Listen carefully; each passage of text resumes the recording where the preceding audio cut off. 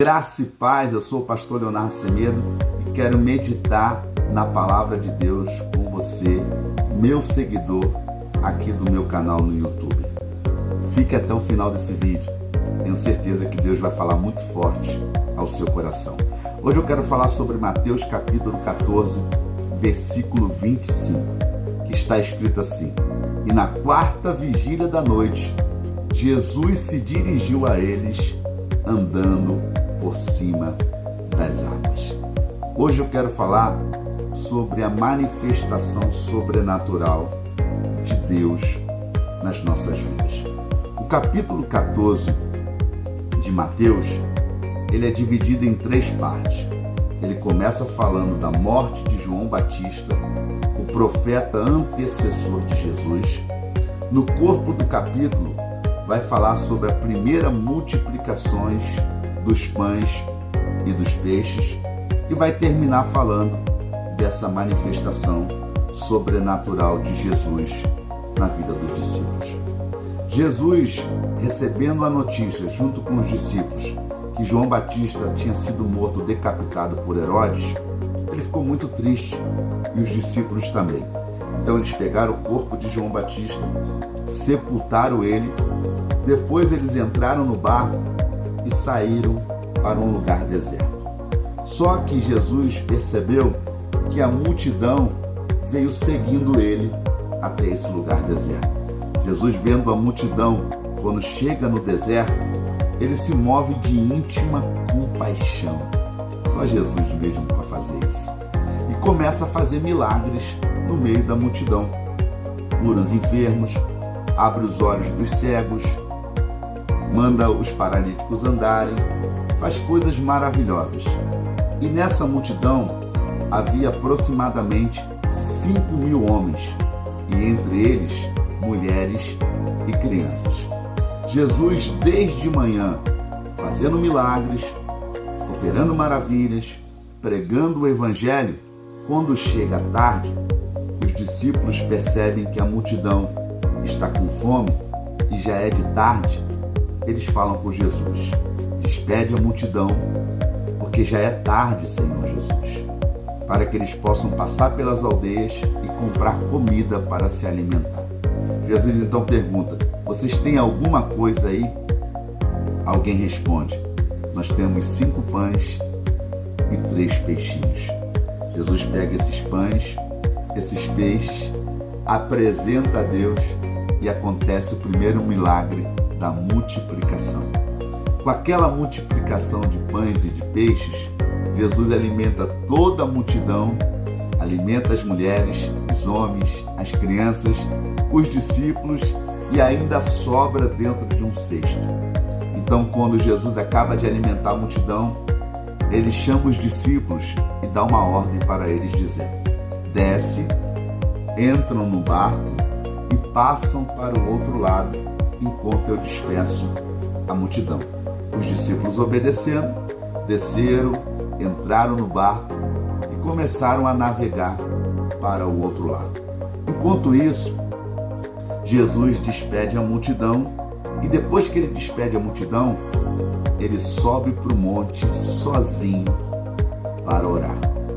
Eu quero dar ênfase a isso aqui, sobre a importância de nós se separarmos sozinho para falarmos com Deus. A oração íntima com Deus é uma das coisas mais importantes da vida do cristão. Ele se separar e tirar um momento de oração sozinho, ele e Deus e Deus e ele. As maiores experiências que eu tive na minha vida foi quando eu me retirava sozinho para dentro do meu quarto e orava a Deus. Eu já fui arrebatado, Deus já falou comigo face a face, coisas sobrenaturais eu já vivenciei com essa experiência de orar sozinho com Deus. A palavra oração é uma palavra que está no original, que traduzindo para o português quer dizer interpessoal. Se você pegar a palavra interpessoal e pedir o apoio do dicionário Aurélio, ele vai te dar pelo menos 6 variantes. Ele vai dizer que a palavra interpessoal pode ser bater papo, trocar ideia, conversar, confabular e dialogar. Então, quando você sai à parte, sozinho, para falar com Deus, para orar, você vai estar conversando com Deus, trocando ideia com Deus, batendo um papo com Deus, confabulando com Deus e dialogando com Deus. Quando a gente fala sobre isso, interpessoal, a gente está falando de intimidade. Quando você tem a experiência de orar dentro do seu quarto, sozinho com Deus, você vai viver coisas extraordinárias.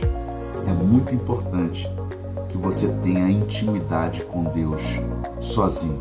Por isso que a Bíblia vai dizer, Mateus capítulo 6, versículo 6, entra no seu quarto, fecha sua porta e fala com Deus em secreto, porque em secreto, além dele te ver, ele vai te ouvir também. A melhor oração da vida de um cristão é a oração do secreto. É você e Deus sozinho. Foi o que Jesus fez. Enquanto os discípulos saíram à parte a atravessar para o outro lado, Jesus despediu a multidão e subiu um monte sozinho para orar. Por que ele não fez isso com os discípulos? Porque ele queria um momento a sós com Deus, um momento de intimidade, um momento de comunhão. É disso que talvez você está precisando para poder vivenciar o sobrenatural de Deus na sua vida. Um momento a sós com Deus. Um momento somente você e Deus e mais ninguém. Foi o que Jesus fez. Subiu ao monte, à parte, para falar com Deus. Enquanto Jesus estava falando com Deus, os discípulos chegam no meio do mar. Que mar é esse? A Bíblia não vai falar exatamente, mas segundo a história, eles estão na região do mar da Galileia, que pode também ser o rio de Tiríbides e pode ser a lagoa de Genezaré. A hidrografia vai dizer que esse mar, que essa lagoa, que esse rio, tem 13 quilômetros de extensão, de uma ponta a outra, e tem 26 metros de profundidade. Esse aí é um mar de água doce. Aqui que está o paradoxo do texto. Por que, pastor Semedo? Porque a Bíblia vai dizer que quando eles chegam no meio do mar, que é a primeira vigília da noite, aproximadamente 6 horas, Jesus está orando no monte sozinho e eles estão no meio do mar. E de repente vai soprar um vento contrário que vai agitar as águas do mar da Galileia, transformando em ondas gigantescas, que vai bater com violência na nau onde eles estão, entrando água, causando desespero. E eu posso imaginar, quando começa a tempestade, Pedro entende de pesca, seu irmão e alguns discípulos, eles não entendem. Por quê? Não há possibilidade do mar da Galileia ter uma tempestade com ondas gigantescas e com ventos de alta velocidade. Porque a hidrografia vai dizer que as tempestades só acontecem em mar aberto, em mar de água salgada. Quem já assistiu filme de ficção como Naufrágio e outros filmes sobre alto mar, vai ver que as tempestades só acontecem nos oceanos, nas águas de água salgada, no mar aberto. E como está acontecendo agora no mar da Galileia, mar de água doce, com uma extensão de 13 quilômetros, com uma profundidade de 26 metros, não tem como, mas eu vou te explicar, porque a Bíblia não está mentindo. Acontecia um fenômeno de 100 em 100 anos, que a hidrografia vai dizer que é o fenômeno do choque térmico. O que é o choque térmico? Choque térmico, segundo a hidrografia, é a união da ascendente com a descendente, do ar frio com o ar quente, que causa o choque térmico. O choque térmico, ele une a ascendente com a descendente, o ar frio com o ar quente, causando lufadas de vento muito forte, a ponto de agitar as águas do mar da Galileia, transformando elas em ondas gigantescas que batiam no mar, formando uma tempestade furiosa, quase levando o barco ao pique. Só que enquanto os discípulos, na primeira vigília da noite, está no meio de uma tempestade, com vento contrário, ondas batendo, mar agitado, Jesus está lá tranquilamente, orando no monte sozinho com Deus. Ele só vai socorrer os discípulos na quarta vigília da noite. Ou vocês pensam que Jesus não sabe que os discípulos estão em perigo, que o mar está revolto, que o vento está soprando ao contrário, que as ondas estão batendo, que a água está entrando no barco e eles estão lá remando, lutando pela sobrevivência, enquanto uns estão remando, outros estão tirando a água do barco para eles não afundarem e não morrerem. Os discípulos estão tomados pelo medo, pelo desespero, porque eles estão assustados com esse fenômeno. Enquanto isso, Jesus, na primeira vigília da noite, está orando. Eu vou te explicar por que Jesus só veio na quarta vigília da noite. Os judeus dividiam as vigílias em 4. A primeira vigília era de 6 a 9 da noite. A segunda vigília era de 9 da noite até as 12 horas. A terceira vigília era das 12 horas às 3 da manhã. E a quarta vigília era das 3 da manhã até as 6. Vamos contar aqui quanto tempo Jesus deixou os discípulos no meio da tempestade, no meio do mar revolto. 6 horas da manhã a primeira vigília, 6 horas da tarde, 6, 7, 8, 9, 10, 11, 12, 1 hora, 2 horas, 3 horas, 10 horas no meio de uma tempestade. Parece que Jesus está testando a fé e a coragem dos discípulos, porque Jesus deixa eles no meio da tempestade num período de 10 horas, lutando pela sobrevivência, remando para o barco não virar, para o barco não afundar, outros tirando água do barco, e o medo está tomando posse da têmpora da alma deles.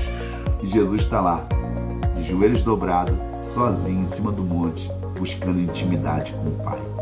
Depois de quase 10 horas de oração, Jesus fala: agora eu vou socorrer os meus amigos. Olha aqui para mim. Talvez você está vivendo uma tempestade na sua vida sentimental, no seu casamento, na sua saúde, com os seus filhos, na sua empresa, na sua vida emocional. Talvez alguma área da sua vida ministerial, espiritual, está como uma tempestade. O mar está revolto, o vento está soprando ao contrário, as ondas estão batendo no seu barco e você está quase afundando. E você já está há muito tempo nessa tempestade. Você está mais de uma semana nessa tempestade, talvez mais do que um mês, ou talvez mais do que anos. Parece que Jesus, Deus, te esqueceu nessa tempestade. Você está remando, você está orando, você está jejuando, você vai na igreja, você faz campanha. Tudo que já pediram para você fazer, você já fez. E Jesus não te socorre dessa tempestade. Às vezes, Deus nos deixa propositalmente no meio da tempestade, não é porque Ele não se importa comigo ou com você, é porque Ele está querendo te ensinar alguma lição. Primeiro, Ele está testando a sua fé, a sua coragem, a sua perseverança, a sua persistência. Segundo, Ele está querendo extrair de você alguma coisa que não é boa. Quem sabe a autossuficiência, a soberba, o egocentrismo. Talvez você é uma pessoa que acha que sabe tudo, que pode tudo. Então Jesus te deixou no meio dessa tempestade para te libertar disso. Quando você começar a entender que você é totalmente dependente de Deus, aí Ele vai vir te socorrer de forma sobrenatural. Depois de quase 10 horas que os discípulos estavam no meio de uma forte tempestade, Jesus se levantou do joelho e se personificou na sua forma divina. Imagine só, Jesus não podia e socorrê-los como homem. Porque Jesus tinha duas naturezas, a humana e a divina. Deixa eu te dar um exemplo. Ele, como homem, ele era limitado, mas como Deus, ele é ilimitado. Ele, como homem, ele sentiu sede e bebeu água. Ele, como Deus, é a água da vida que sacia a nossa sede. Ele, como homem, sentiu fome e comeu, mas ele, como Deus, é o pão da vida que sacia a nossa fome. Ele, como homem, deitou e dormiu, mas como Deus, ele não dorme, ele fica acordado sempre para velar pelas nossas vidas. Ele, como homem, teve fraquezas, ele cansou, sentiu-se fraco, mas como Deus, ele sempre nos fortalece. Ele, como homem, morreu, mas como Deus, ao terceiro dia, ressuscitou para salvar as nossas vidas. Jesus tinha duas naturezas, a humana e a divina. Como homem, ele não podia socorrer os discípulos. O que ele fez? Ele se personificou na sua forma divina. Jesus agora, ele vence até a lei de Newton, a lei da gravitação, a lei da gravidade. Ele se transforma num ser sobrenatural. Ele começa a flutuar por cima das águas, no meio das ondas, no meio do vento contrário, no meio do mar bravio. Isso era 3 horas da manhã. Imagine só, você dentro de um barco, com um monte de homem remando, desesperado, com medo de morrer, escuro, vento soprando forte, onda gigantesca, batendo no barco entrando no água, quase virando, e de repente você vê no meio da escuridão, da tempestade, um ser brilhando, flutuando como um fantasma por cima das águas, no meio das ondas, no meio da tempestade e no meio do vento. Os discípulos estavam com medo de morrer, agora eles estão com medo de Jesus vindo de uma forma sobrenatural socorrê-los, a ponto de o texto dizer que eles pensaram que era um fantasma. E olha aqui, talvez você está tão assustado com as tempestades da vida que quando Jesus vir te socorrer, você vai ficar tão assustado achando que é um fantasma. Mas não se preocupe, não é um fantasma. É Jesus vindo, andando por cima das águas, na 4ª vigília da noite, para salvar o seu casamento, para salvar a sua saúde, para salvar os seus filhos, para salvar o seu ministério, a sua vida espiritual, a sua vida financeira, para salvar a sua empresa e para te tirar do meio dessa tempestade. Quando Jesus se aproxima perto do barco, ele acalma o mar, ele acalma as ondas, ele acalma o vento e tudo volta a ser bonança. E ele salva os discípulos. Não se preocupe, Jesus não te esqueceu no meio dessa tempestade. No momento certo e na hora certa, ele vai vir andando por cima das águas, de forma sobrenatural, salvar você do meio dessa tempestade. Continua perseverando, continua remando, continua tirando a água do barco. Mesmo que esteja demorando, não desista, não se entregue, porque na hora certa Jesus vai vir te socorrer dessa tempestade. Deus abençoe a sua vida. Me segue aqui no canal, se inscreva aqui também no meu canal, me segue também nas outras redes sociais, Pastor Leonardo Semedo. Vai ser um prazer ter você como meu amigo. Deus te abençoe e até a próxima mensagem, se Deus quiser.